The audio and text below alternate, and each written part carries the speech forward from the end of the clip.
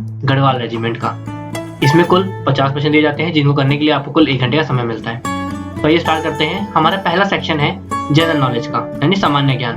तो ये बढ़ते हैं हमारे पहले क्वेश्चन का, जो कि हमारा who was the second president of India. Bharat के दूसरे राष्ट्रपति कौन थे? देखिए, भारत के पहले राष्ट्रपति थे डॉक्टर राजेंद्र प्रसाद। इन्होंने क्या पूछा है, भारत के दूसरे राष्ट्रपति, तो वो थे आपके डॉक्टर राधाकृष्णन, डॉक्टर सर्वपल्ली राधाकृष्णन। ये आपके भारत के दूसरे राष्ट्रपति थे। अच्छा, इनका जो कार्यकाल था वो कब से कब तक का था? इनका कार्यकाल था 13 मई 1962 से 13 मई 1967 तक का इनका कार्यकाल था। ठीक है, ये भारत के दूसरे राष्ट्रपति थे। ये भारत के पहले उपराष्ट्रपति भी थे। और इसके साथ साथ जो आप शिक्षक दिवस मनाते हो 5 सितंबर को, वो इन्हीं की जन्मतिथि किस पे मनाया जाता है। ठीक है, तो आगे बढ़ते हैं हमारे, इसका आंसर है हमारा डी, डॉक्टर राधाकृष्णन इसका आंसर है। आगे बढ़ते हैं हमारे दूसरे क्वेश्चन, जो कि हमारा what is the length of cricket pitch. Cricket pitch की लंबाई क्या है? देखिए, जो आपका क्रिकेट पिच होती है, जहां पे मैच खेला जाता है, उसकी लंबाई क्या होती है? उसकी लंबाई होती है 22 यार्ड्स, 22 गज होती है। इसका आंसर क्या है आपका? बी, 22 यार्ड्स इसका आंसर है। ये बढ़ते हैं हमारे अगले क्वेश्चन, जो कि हमारा how many players play on a team in a hockey match. एक हॉकी मैच में कितने खिलाड़ी होते हैं एक टीम में? तो एक हॉकी मैच में 11 खिलाड़ी होते हैं, 11 में से 10 प्लेयर होते हैं और एक आपका गोलकीपर होता है। एक टीम में 11 प्लेयर होते हैं और टोटल 2 टीमें खेलती है। अच्छा, आपसे क्वेश्चन पूछा जाए कि भारत का राष्ट्रीय खेल क्या है, तो आप मुझे हॉकी आंसर दोगे, लेकिन क्या हॉकी भारत का राष्ट्रीय खेल है? नहीं है। पहले माना जाता था कि हॉकी भारत का राष्ट्रीय खेल है, बट नहीं है। हॉकी कहाँ का राष्ट्रीय खेल है? ये है आपका पाकिस्तान का राष्ट्रीय खेल। और ये हॉकी नहीं, ये फील्ड हॉकी बोलते हैं। ठीक है, इसका आंसर क्या है आपका? सी, 11 इसका आंसर है। आगे बढ़ते हैं हमारे चौथे क्वेश्चन, जो कि हमारा in which year India become republic. Bharat किस वर्ष में गणतंत्र बना? गणतंत्र का मतलब होता है कब हमारा कॉन्स्टिट्यूशन पास हुआ, मतलब कब हमारा कॉन्स्टिट्यूशन पेश हुआ था। तो वो हुआ था हमारा 1950 में। एग्जैक्ट डेट क्या थी? एग्जैक्ट डेट थी आपकी 26 जैन 1950। क्या ये 1950 ही क्यों? हमारा जो कॉन्स्टिट्यूशन था, हमारा जो भारतीय संविधान था, वह तो 26 नवंबर 1949 में बन गया था। बट हमने 2 महीने का वेट क्यों किया? उसका रीजन ये है कि 26 जनवरी 1930 को भारत के पहले प्रधानमंत्री जवाहरलाल नेहरू जी को, उनको और उनकी जो उनके साथी थे, उनको एक भारत में पहली स्वतंत्रता प्राप्त हुई थी। तो इस दिन को भूले नहीं, इसलिए उन्होंने इस दिन को याद रखने के लिए 26 जनवरी 1950 को अपना पहला गणतंत्र दिवस मनाया था। और ये गणतंत्र दिवस हम हर साल मनाते हैं 26 जनवरी पर। तो इसका आंसर क्या है हमारा? ए, 1950 1950 का आंसर है। आइए बढ़ते हैं हमारे पांचवें क्वेश्चन, जो कि हमारा the world's highest mountain is in. विश्व का सबसे ऊंचा पर्वत किस में है? तो विश्व का सबसे ऊंचा पर्वत है आपका नेपाल में। अच्छा, वो कौन सा है? वो है आपका माउंट एवरेस्ट। माउंट एवरेस्ट विश्व का सबसे ऊंचा पर्वत है। अच्छा, इसकी हाइट कितनी है? अगर मैं इसकी हाइट की बात करूं तो इसकी हाइट है 8,849 मीटर, ये इसकी हाइट है।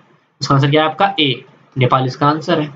आइए बढ़ते हैं हमारे अगले क्वेश्चन, जो कि हमारा which one of the following medical system originated in India. Bharat में निम्न में से किस चिकित्सा प्रणाली की उत्पत्ति हुई है? मतलब भारत में क्या इनमें से उत्पन्न हुआ था? तो ऑप्शन क्या क्या है? होम्योपैथी, यूनानी, आयुर्वेदा, एलोपैथी। तो भारत में स्टार्ट हुआ था, जो ओरिजिनेट हुआ था वो था आयुर्वेदा। अच्छा, अगर देखा जाए बाकी सारा, तो मैं आपको बताऊं, जो होम्योपैथी था वो इंडिया में आया था 18 सेंचुरी में। जो यूनानी था ये आपका 14 सेंचुरी में आया था, और एलोपैथी आया था हमारा 20 सेंचुरी में। जो आयुर्वेदा है ये हम शुरू से करते आ रहे हैं। जैसे आपने रामायण सुनी है, रामायण पढ़ी होगी, तो उसमें आपको ने पढ़ा था कि बजरंगबली श्री लक्ष्मण के लिए संजीवनी बूटी लेके आए थे। तो ये क्या था? तो आयुर्वेदिक आइटम था। तो इसका मतलब क्या है? आयुर्वेदा हमारे भारत में ही ओरिजिनेट हुआ है। इसका आंसर क्या है हमारा? सी, आयुर्वेदा इसका आंसर है। आइए बढ़ते हैं हमारे सातवें क्वेश्चन, जो कि हमारा which city is known as pink city. Pink city के नाम से किसे जाना जाता है? तो इसका आंसर क्या है? इसका आंसर है जयपुर को पिंक सिटी बोलते हैं। अच्छा, जयपुर को पिंक सिटी क्यों बोलते हैं? इसका एक बहुत बड़ा पॉइंट है। देखिए, स्वामी राम सिंह के समय आपके जो एल्बर्ट एडवर्ड थे, ये प्रिंस थे वेल्स के, 1876 में भारत आए थे। तो इनका वेलकम करने के लिए उन्होंने उस जगह को पिंक किया गया था। तो उसी के बाद से इसको हम पिंक सिटी के नाम से जाना जाता है। तो इसका आंसर क्या है आपका? बी, जयपुर आपका पिंक सिटी के नाम से जाना जाता है। तो इसका आंसर है आपका बी। आगे बढ़ते हैं हमारे अगले क्वेश्चन, जो कि हमारा dash state has the largest number of Lok Sabha seats. किस राज्य में सबसे अधिक लोकसभा सीटें हैं? देखिए, सबसे ज्यादा लोकसभा सीटें पूछी है तो वो है आपकी उत्तर प्रदेश में। कितनी है? उत्तर प्रदेश में आपकी जो सबसे हाईएस्ट है वो है 80। फिर अगर पूछा जाए दिल्ली ऑप्शन में है, तो दिल्ली में है आपकी 7, तमिलनाडु में पूछा जाए तो तमिलनाडु में आपकी है 38, और अगर पूछा जाए बिहार में तो बिहार में है 40। फर्स्ट नंबर है 80, वो है यूपी में। इसका आंसर क्या है आपका ए, उत्तर प्रदेश इसका आंसर है। आगे बढ़ते हैं हमारे 9वें क्वेश्चन में, जो कि हमारा Indian military academy was stabilized in which year. भारतीय सैन्य अकेडमी की स्थापना किस वर्ष की गई थी? तो ये करी गई थी 1932 में। अगर एग्जैक्ट डेट बताऊं तो 10 दिसंबर 1932 में देहरादून में इसकी स्थापना करी गई थी। तो इसका आंसर क्या है आपका? इसका आंसर है आपका ए, 1932 इसका आंसर है। आगे बढ़ते हैं हमारे अगले क्वेश्चन में, जो कि हमारा Wright brothers are regarded as the inventors of the. Wright brothers को डैश का आविष्कारक माना जाता है। राइट ब्रदर्स ने किसका इन्वेंट किया था? ये किया था इन्होंने एरोप्लेन का, विमान का। कब किया था? इन्होंने किया था 17 दिसंबर 1903 में इन्होंने अपना पहला प्लेन उड़ाया था। इनका पूरा नाम क्या था? इनका नाम था विल्बर राइट्स, और दूसरे थे ऑरविले राइट्स। तो इसका आंसर क्या है आपका? ए, एरोप्लेन इसका आंसर है। आइए बढ़ते हैं हमारे अगले क्वेश्चन, जो कि हमारा 11वां question. The headquarter of border security force BSF India is located at. सीमा सुरक्षा बल का मुख्यालय किस पर स्थित है? यह आपका स्थित है न्यू दिल्ली में, नई दिल्ली में है। इसकी स्थापना कब हुई थी? फॉर्म कब हुआ था? ये हुआ था आपका 1 दिसंबर 1965 में। 1965 की जो आपका भारत पाकिस्तान का युद्ध हुआ था बांग्लादेश के लिए, उसके बाद से इसकी स्थापना हुई थी। तो इसका आंसर क्या आपका? ए, न्यू दिल्ली इसका आंसर है। आगे बढ़ते हैं हमारे अगले क्वेश्चन, जो कि हमारा the famous Loktak lake is located in. प्रसिद्ध लोकटक झील किस में स्थित है, कहाँ स्थित है? तो देखिए वो स्थित है आपकी मोइरांग, मणिपुर में। मणिपुर में मोइरांग जगह नाम है, जहां पे ये आपकी लोकटक लेक स्थित है। अच्छा, इस लोकटक लेक की खासियत क्या है? खासियत ये है कि लार्जेस्ट फ्रेश वाटर लेक है कहाँ की? नॉर्थ ईस्ट की। उसके बाद इसमें कई तरह की आपके पास वेजिटेशन पाई जाती है जो फ्लोट करती है इसके ऊपर। इसका आंसर क्या है आपका? बी, मोइरांग मणिपुर इसका आंसर है। आइए बढ़ते हैं हमारे अगले क्वेश्चन, जो कि हमारा when did Indian currency get a symbol of रुपया। भारतीय मुद्रा को रुपया का प्रतीक कब मिला था? ये आपका मिला था 15 जुलाई 2010 में। इसको डिजाइन किसने किया था? इसको डिजाइन किया था उदय कुमार ने। तो इसका आंसर क्या है आपका? ए, 15 जुलाई 2010 इसका आंसर है। आइए बढ़ते हैं हमारे अगले क्वेश्चन, जो कि हमारा which of these rocks is composed of shells and skeletons of marine organisms। इनमें से कौन सी चट्टान समुद्री जीवों के गोले और कंकाल से बनी है? तो वो है आपका लाइमस्टोन, चूना पत्थर। देखिए ये किस काम में आता है? ये आता है फिर कंक्रीट बनाने काम में, बड़ी बड़ी बिल्डिंग बनाने काम में इसका इस्तेमाल किया जाता है। इसका आंसर क्या आपका? ए, लाइमस्टोन, चूना पत्थर इसका आंसर है। आगे बढ़ते हैं हमारे अगले क्वेश्चन, जो कि हमारा Nathula is the place where India-China border trade has been resumed after 48 years. It is located in which Indian state? Nathula वह स्थान जहां 44 वर्षों के बाद भारत चीन सीमा व्यापार फिर से शुरू किया गया था, यह भारत के किस राज्य में स्थित है? तो ये स्थित है आपके सिक्किम में। देखिए नाथुला क्या है? नाथुला एक आपका ट्रेडिंग बॉर्डर था, व्यापार करने का एक रास्ता था। 1962 में इसको बंद कर दिया गया था। 1962 में जब आपका इंडिया चाइना का युद्ध हुआ था तो उसके बाद इसको बंद कर दिया गया था। 44 साल बाद 2006 में इसको दोबारा खोला गया था। तो ये कहाँ पे है? ये आपका सिक्किम में। तो इसका आंसर क्या है आपका? ए, सिक्किम इसका आंसर है। तो यहाँ पे हमारा पहला पार्ट मतलब पहला सेक्शन जनरल से खत्म होता है। आइए बढ़ते हैं हमारे सेक्शन बी की तरफ, जो कि हमारा लॉजिकल रीजनिंग यानी तर्क शक्ति तरफ। तो हमारा पहला क्वेश्चन है, मतलब 16 क्वेश्चन है। The position of how many alphabets will remain unchanged if each of the alphabets in the word forget is arranged in alphabetical order from left to right. Question कहना चाहता है, क्वेश्चन कहता है अगर आप फॉरगेट शब्द को बाएं से दाएं लिखते हैं तो ये बताइए कि कौन कौन से ऐसे लेटर हैं जो एक दूसरी जगह पर आएंगे। देखिए पहले देखिए क्या करना है हमें। हमारे पास दिए गए हैं F O R G E T. अब इसको लाइन से लगाइए। सबसे पहले आएगा E F G O R T.